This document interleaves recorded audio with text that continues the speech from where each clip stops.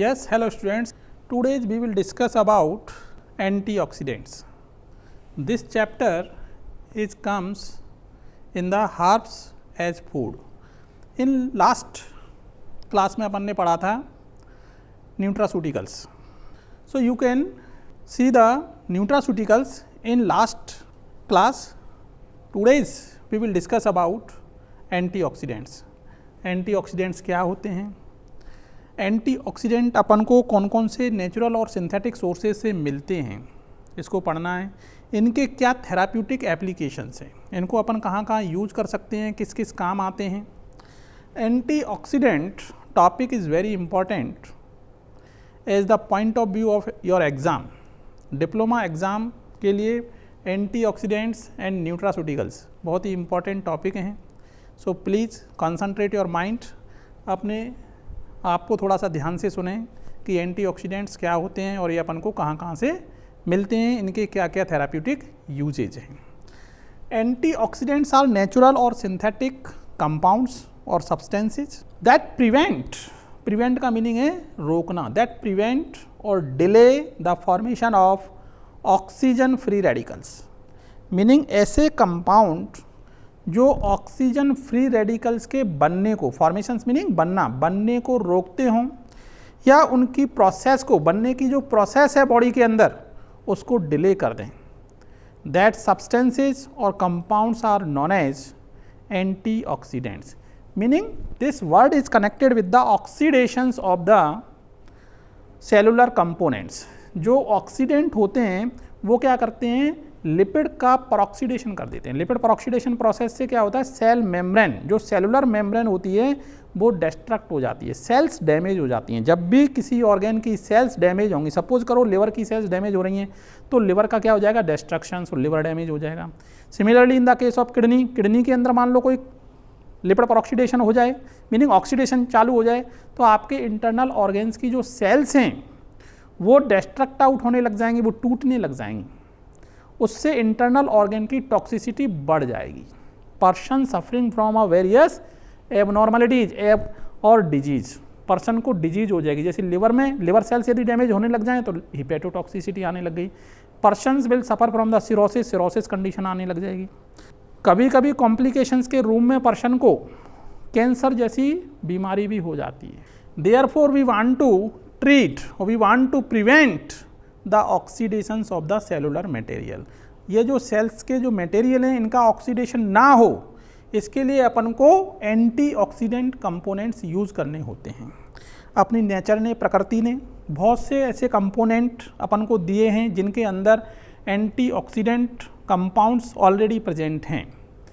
Therefore we can say that vegetables and fruits, आपने देखा होगा वेजिटेबल्स जो हरे पत्तेदार सब्जियां हैं, एंड फ्रूट्स जो फल हैं, जितने भी फल हैं, that are very good source of the antioxidant. इन फ्रूट्स के अंदर क्या रहते हैं, एंटीऑक्सीडेंट रहते हैं। इसीलिए डॉक्टर बोलते हैं आपको कि भाई फ्रूट्स खाओ। फ्रूट खाने से क्या होता है, अपन को पावर मिलती है किसकी, रोगों से लड़ने की, because these fruits contain antioxidants and nutraceuticals तो रहते ही हैं, अपन ने लास्ट प्रीवियस क्लास में पढ़ा था। So vitamin C, vitamin E, vitamin C का नाम आपने देखा, ascorbic acid, tocopherols and selenium, carotenoids के नाम सुने होंगे, जैसे गाजर में बहुत कैरोटीन मिलता है। So that is the source of the beta carotene, lycopene, lipoic acid. So these are the examples of the antioxidants that are obtained from the natural sources. Now we can discuss about the classification of antioxidant, कि antioxidant कौन कौन से हो सकते हैं, इनको अपन कौन कौन सी क्लास में बांट सकते हैं। समरी, अपन को बहुत ज़्यादा डिटेल में नहीं जाना है, ब्रीफ में पढ़ना है, because your syllabus contain only brief introduction of the antioxidant and therapeutic use. So आपसे यदि if you asked write down the short note of antioxidant, तो आपको फर्स्ट ऑफ ऑल डेफिनेशन लिखनी है। डेफिनेशन लिखने के बाद तुरंत आ जाओ classification of antioxidant. 3 to 4 lines और 5 लाइन में आपको इसको कंप्लीट करना है। We can classify the antioxidants into 2 groups, 2 group में बांटना है। कौन कौन से, एंजाइमेटिक और नॉन एंजाइमेटिक। ऐसे ही आपको याद करना है, enzymatic and non enzymatic. Enzymatics further subdivided into the primary and secondary. enzymatic antioxidants. So primary antioxidants like the SOD meaning superoxide dismutase enzyme है, superoxide dismutase.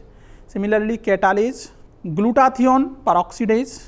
Secondary enzymatic antioxidants are glutathione reductase, glucose 6-phosphate dehydrogenase are the example of the secondary enzymatic antioxidants. Similarly non enzymatic, कुछ तो non enzymatic भी होते हैं जैसे alpha lipoic acid, carotenoids like the beta carotenes and lutein, vitamin A, vitamin C, vitamin E are the examples of the non enzymatic antioxidants. Now we will discuss about sources of antioxidants, meaning ये जो antioxidants हैं हमें कहाँ कहाँ से मिलते हैं और किस रूम में मिलते हैं. Sources of antioxidants meaning अपन को antioxidant कौन कौन से sources से मिलते हैं, कौन कौन से ऐसे नेचुरल सोर्सेज हैं जहाँ से अपन एंटीऑक्सीडेंट्स ऑब्टेन कर सकते हैं, कौन कौन से ऐसे फूड मटेरियल्स हैं जहाँ से अपन एंटीऑक्सीडेंट ले सकते हैं.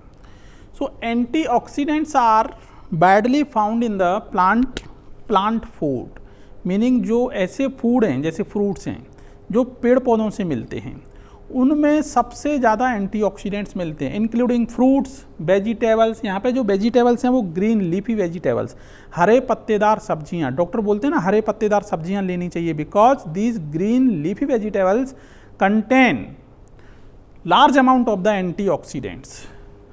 नट्स जो आपके ड्राई फ्रूट्स हैं that also contain very good quantity of the antioxidants. Nuts. Similarly whole grains आपको लेने हैं, साबुत अनाज. होल ग्रेन्स का मीनिंग साबुत अनाज, जैसे सोयाबीन है, इसको शाम को भिगो दो, सुबह ले लेते हैं. चना है, मूंग दाल है, शाम को भिगो दो आप, सुबह ले लो. और इनको अपन स्प्राउट्स के रूप में भी बना सकते हैं. स्प्राउट्स का मीनिंग अंकुरित जो दालें हैं, अंकुरित जो अनाज हैं, इनको अपन स्प्राउट्स बोलते हैं. That also very good source of the antioxidants. In sprouts के अंदर भी क्या रहते हैं, बहुत ही अच्छे एंटीऑक्सीडेंट के सोर्सेज हैं. आल्सो इन द मीट, यदि मान लो एनिमल का देखोगे आप तो उनकी जो मीट है, मांस है, उसमें मिलेगा. फिश, मछलियां हैं, मछलियों में भी आपको कई एंटीऑक्सीडेंट्स मिलते हैं. Now we will discuss about some other antioxidant or specific antioxidants which are found in specific plant materials like allium sulfur compounds.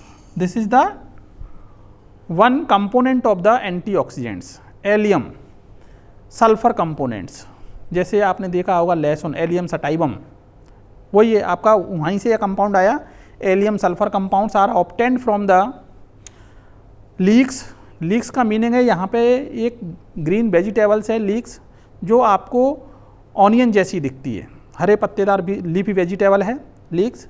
Similarly onion के अंदर भी अपना क्या है, एलियम सल्फर कंपोनेंट्स होते हैं that play an important role as the antioxidants. Similarly garlic, लहसुन, आपने देखा होगा डॉक्टर क्या बोलते हैं कि आप लहसुन खाइए because garlic having a various types of the antioxidants that protect our internal organs like the liver, even heart, kidneys are protected by the garlic. लहसुन खाने की सलाह डॉक्टर देते हैं बिकॉज लहसुन इज द फैक्ट्री और लहसुन is the source of various nutraceuticals, antioxidants. Now we can see the beta carotenes. Beta carotene जैसे आपने देखा हो कैरेट, जो गाजर है, गाजर के अंदर बीटा कैरोटीन्स नाम के एंटीऑक्सीडेंट्स मिलते हैं. So beta carotenes are obtained from the carrot, pumpkin, mangoes, apricot. आपने एप्रीकोट का नाम सुना होगा, एक छोटा सा आड़ू जैसा फ्रूट आता है, that is also called apricot. Carrot, गाजर है, स्पाइनेज, पालक है, मीनिंग ग्रीन वेजिटेबल्स जितनी भी हैं उनके अंदर अपन को बीटा कैरोटीनॉइड्स नाम के एंटीऑक्सीडेंट्स मिलते हैं. Similarly anthocyanins are obtained from the eggplant, बैंगन जैसा प्लांट है एग प्लांट, एंड ग्रेप्स जो अंगूर हैं, एंड बेरीज जैसे जामुन हैं। These fruits also contain the anthocyanin antioxidants. Similarly, catechins are also obtained from the red wine and tea. Chai is the source of the catechins. Similarly, red wine is also the source of the catechins. Flavonoids, most important components of the antioxidants, flavonoids. So flavonoids are obtained from the green tea. आपने देखा होगा आजकल doctors green tea लेने की सलाह देते हैं because green tea is the source of the antioxidant. Green tea लेने से पर्सन का जो इंटरनल ऑर्गन्स हैं उनके अंदर लिपिड पर ऑक्सीडेशन की प्रोसेस कम हो जाती है, ऑक्सीडेशन की प्रोसेस कम हो जाती है, जिससे उनके इंटरनल ऑर्गन्स को काफ़ी प्रोटेक्शन मिलता है। वो उनके अंदर इन्फ्लामेशन नहीं आती है, उनके अंदर लिपिड का डिपोजिशन नहीं होता है।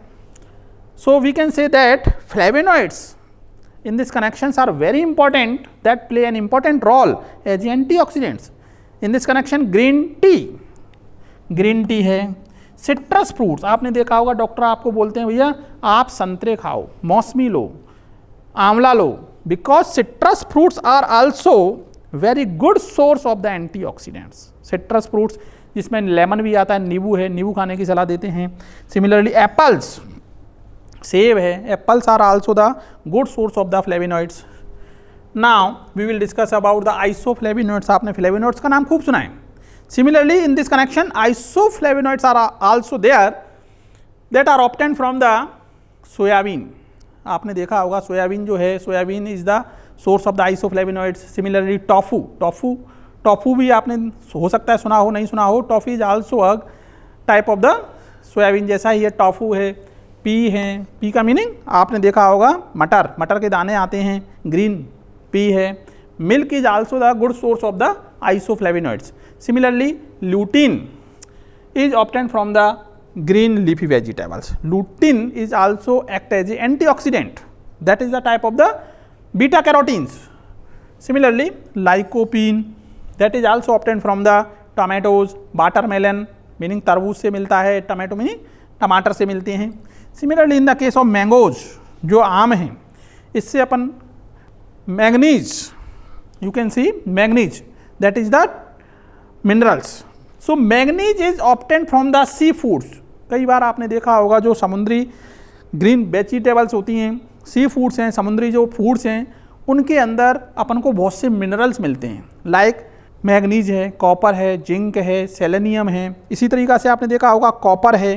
These trace elements big source of the sea foods. Sea food जो है समुद्री जो खाना है, समुद्र से जो अपन को क्या मिलते हैं, फूड्स मिलते हैं, बहुत से फूड्स मिलते हैं जो समुद्र से मिलते हैं। आपने देखा होगा जो चाइनीज़ लोग हैं वो समुद्र से मिलने वाले फूड को ज़्यादा प्रीफर करते हैं because this type of the food contain various types of the minerals. Similarly in the case of nuts, जो नट्स होते हैं जैसे वालनट है, अखरोट है, that is also the big source of the manganese. Similarly copper and zinc that is also found in the sea foods, milk and nuts. Vitamin जैसे आप देखोगे vitamin A, vitamin C, vitamin E also play an important role as the antioxidant. Vitamin A, vitamin C और vitamin ई, इन चीज़ों का विशेष ध्यान रखना है आपको। Now we will discuss about therapeutic uses of the antioxidants. Meaning इसके क्या थेराप्यूटिक यूजेज हैं, अपन को एंटीऑक्सीडेंट्स कहाँ कहाँ यूज़ करनी चाहिए, कौन कौन सी आपको एबनॉर्मल कंडीशंस हैं जिनमें antioxidants play an important role. Therapeutic applications of antioxidant, meaning इन एंटीऑक्सीडेंट्स का अपन कहाँ कहाँ पे यूज़ कर सकते हैं, कौन कौन सी थेराप्यूटिक एप्लीकेशंस हैं, मीनिंग कौन कौन सी एबनॉर्मल कंडीशंस बनती हैं पर्सन की जिनमें अपन एंटीऑक्सीडेंट्स का एज ए थेराप्यूटिक यूज़ कर सकते हैं। कार्डियोवैस्कुलर डिजीज़, आपने देखा होगा दिल से संबंधित जो बीमारियां हैं, बहुत सी बीमारियां हैं जो हार्ट से रिलेटेड हैं। कार्डियो वर्ड जो है is connected with the heart, दिल की बीमारी से कनेक्टेड है cardio. Vascular word is connected with the blood vessels, जो आर्टरी हैं आपकी वेन्स हैं, that is connected with the vascular disease. Meaning artery के अंदर मान लो कोई प्रॉब्लम आ गई है। आपने एक वर्ड सुना होगा, अपन क्या बोलते हैं कि बाईपास सर्जरी करा लो साहब। तो बाईपास सर्जरी की ज़रूरत हमें क्यों पड़ती है, वो उसका आंसर हमें यहाँ से मिलता है, कार्डियोवैस्कुलर डिजीज़। कई पर्सन्स ऐसे आपने देखे होंगे जो खाने में कभी फ्रूट्स नहीं लेते हैं, ग्रीन वेजिटेबल्स नहीं लेते हैं। तो इस टाइप के जो पर्सन्स हैं that may suffer from the cardiovascular disease. ऐसे लोगों को हृदय से संबंधित बीमारियां हो सकती हैं। आपने देखा होगा कि हार्ट जो है, हार्ट की जो बॉल्स हैं, दीवारें हैं, इनको सप्लाई देती है एक आर्टरी जिसका नाम है कोरोनरी आर्टरी। जो कोरोनरी आर्टरी है, उस आर्टरी के अंदर ब्लड का क्या होता है, फ्लो होता है। सपोज करो इस टाइप से एक कोरोनरी आर्टरी है, इसके अंदर क्या हो रहा है, ब्लड का फ्लो हो रहा है। सब यहाँ से जा रहा है अपना ब्लड। अब ये ब्लड किसके लिए सप्लाई हो रही है, हार्ट की बॉल्स को ब्लड सप्लाई हो रही है। If in this lumen of the coronary artery, coronary artery के अंदर प्लक फॉर्मेशन हो जाए, मीनिंग आपके जो लिपिड मॉलिक्यूल्स हैं वो मॉलिक्यूल्स क्या करते हैं, इसकी जो अंदर वाली सतह है, इस अंदर वाली सतह पर जमने लग जाते हैं, डिपोजिशंस होने लग जाते हैं, deposition of the cholesterol in the inner surface of the coronary artery. और कोरोनरी आर्टरी की जो इनर सरफेस है, इस पर जम करके एक जगह इकट्ठे हो जाती हैं, और एक जगह इकट्ठे होने से वहाँ पे बन जाता है प्लक फॉर्मेशंस। और उस वजह से ये क्या करता है, जब प्लक फॉर्मेशन हो जाता है तो this disturb the flowing of the blood, blood के फ्लो में डिस्टर्बेंस क्रिएट करने लग जाता है।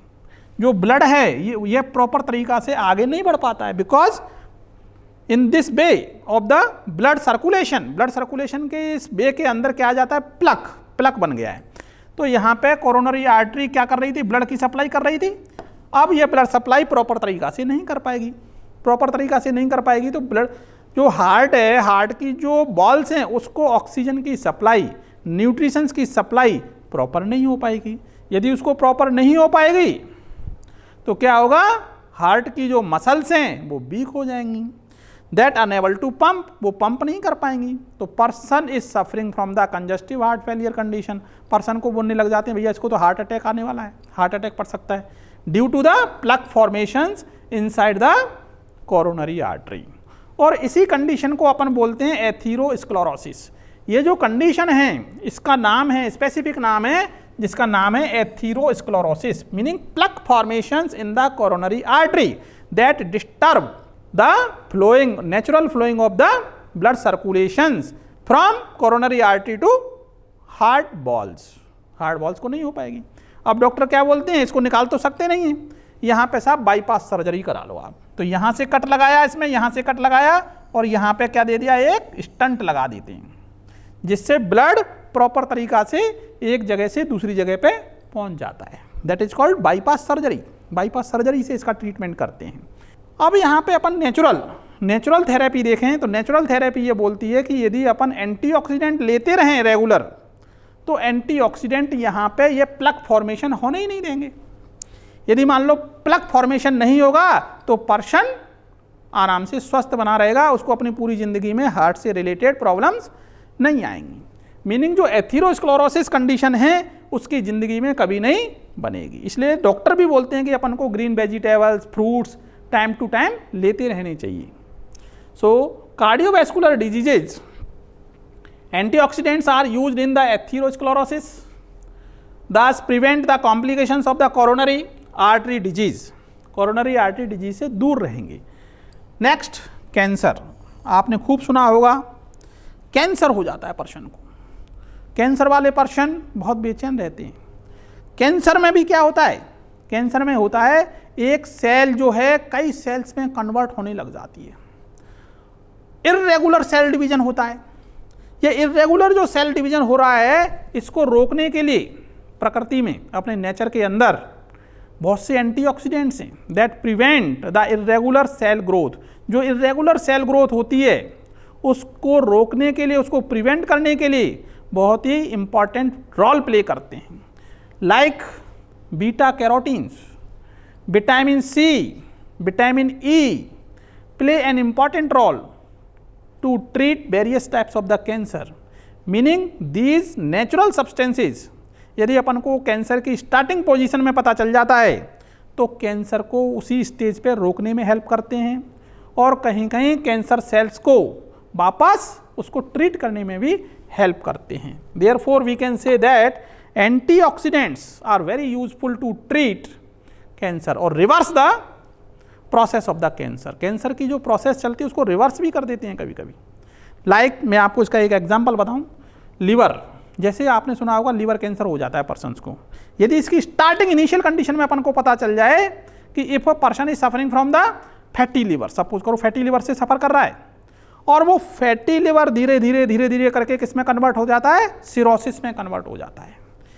यदि मान लो ये सिरोसिस की कंडीशन में स्टार्टिंग में पता चल गई कि पर्सन लिवर कैंसर की प्राइमरी स्टेज में चल रहा है, तो डॉक्टर्स बोलते हैं कि भाई इससे बचने के लिए एंटीऑक्सीडेंट्स खाने में बदलाव कर दो, आप खाने में बदलाव कर दो और बॉडी के अंदर मैक्सिमम एंटीऑक्सीडेंट लो, जिससे ये एंटीऑक्सीडेंट क्या करते हैं, इस कैंसर को डेवलप होने से रोकते हैं, कैंसर की प्रोसेस को रिवर्स कर देते हैं।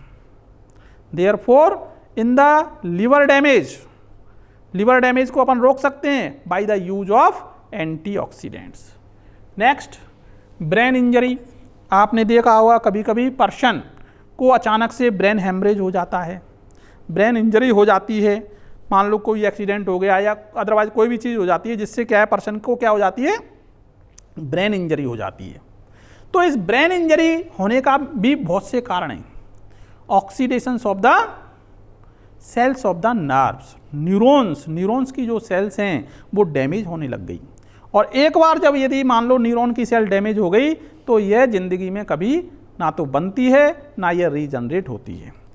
इसलिए अपन कह सकते हैं कि यहाँ पे ब्रेन इंजरी को रोकने के लिए अपन को सबसे पहले न्यूरॉन्स को डैमेज होने से बचाना है। So in this case superoxide dismutase SOD, similarly sodium thiopental propofols, ये 3 types of the antioxidants which are very useful to treat the brain injury. Brain injury को ट्रीट करने के लिए बहुत ही इंपॉर्टेंट रोल प्ले करते हैं। Neuro degenerative disease, this disease is also connected with the brain से ही connected है। आपने देखा होगा कई पर्सन हैं जिनकी मेमोरी लॉस हो जाती है, डिमेंशिया पर्सन हो जाते हैं, अल्जाइमर डिजीज से ग्रसित हैं, मीनिंग ऐसे पर्सन जिनकी मेमोरी खत्म हो रही है due to the degeneration of the neurons धीरे धीरे खत्म होते जा रहे हैं। आपने दूसरी डिजीज का नाम सुना होगा पार्किंसन डिजीज में भी क्या होता है, धीमे धीमे करके ब्रेन की जो नर्व्स हैं वो डीजेनरेट होना चालू हो जाती हैं, खत्म होना चालू हो जाती हैं due to the oxidations. So this type के ऑक्सीडेशन को रोकने के लिए डॉक्टर्स बोलते हैं कि अपन को एंटीऑक्सीडेंट, नेचुरल एंटीऑक्सीडेंट लेने चाहिए। यदि आप नेचुरल एंटीऑक्सीडेंट नहीं लेना है तो फिर इस कंडीशन में अपन को सिंथेटिक जितने एंटीऑक्सीडेंट्स हैं उनको लेना पड़ता है। So Alzheimer disease that is denoted by the dementia. आपने देखा होगा कई 60 साल से ऊपर की उम्र हो जाती है तो पर्सन की मेमोरी धीमे धीमे करके लॉस होने लग जाती है, बिकॉज अबव 60 ईयर्स से ऊपर जाने पर पर्सन की जो नर्व्स हैं, ब्रेन की जो नर्व्स हैं वो धीमे धीमे करके डीजनरेट होना चालू हो जाती हैं, तो उससे पर्सन की भूलने की पावर बढ़ती जाती है, मेमोरी कम होती जाती है। डिमेंशिया कंडीशन में भी आ जाते हैं कई person.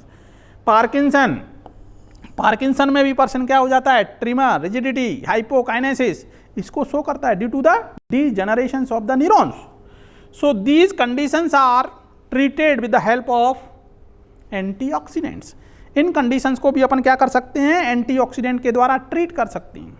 Similarly in the case of apoptosis, आपने देखा होगा कई बार एपोप्टोसिस क्या है, आपका सेलुलर डेथ प्रोसेस है, सेल्स की डेथ होने लग जाती है इसमें। जैसे लिवर है सपोज करो, तो लिवर की जो सेल्स हैं, लिवर सेल्स, हिपेटोसाइट्स हैं, वो धीमे धीमे करके क्या हो रही हैं, खत्म हो जाती हैं। जैसे कई पर्सन एल्कोहल लेते हैं साहब, एल्कोहल मीनिंग शराब पीते हैं, तो शराब क्या करती है, लिवर सेल्स की जो सेलुलर मेम्ब्रेन है उसको धीमे धीमे करके क्या कर देती है, डैमेज कर देती है ऑक्सीडेशन के द्वारा। तो इस ऑक्सीडेशन को रोकने के लिए, इस ऑक्सीडेशन प्रोसेस को रोकने के लिए, जो ऑक्सीडेशन प्रोसेस कौन सी थी, एपोप्टोसिस, इस एपोप्टोसिस जो मेटाबॉलिक प्रोसेस थी जिसके द्वारा लीवर सेल्स डैमेज हो रही थी, लीवर के अंदर कैंसर होने के चांस बढ़ रहे थे, उसको रोकने के लिए डॉक्टर्स बोलते हैं एंटीऑक्सीडेंट का यूज करो भैया।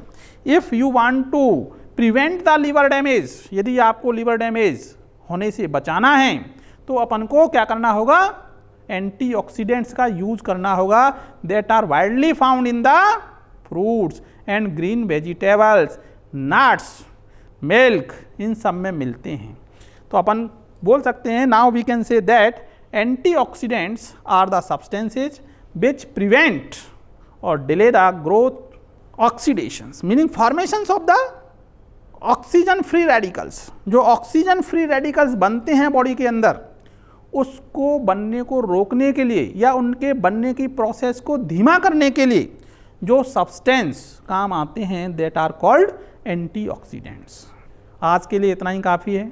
इन नेक्स्ट क्लास में अपन फिर से एक नए टॉपिक के साथ हाजिर होंगे।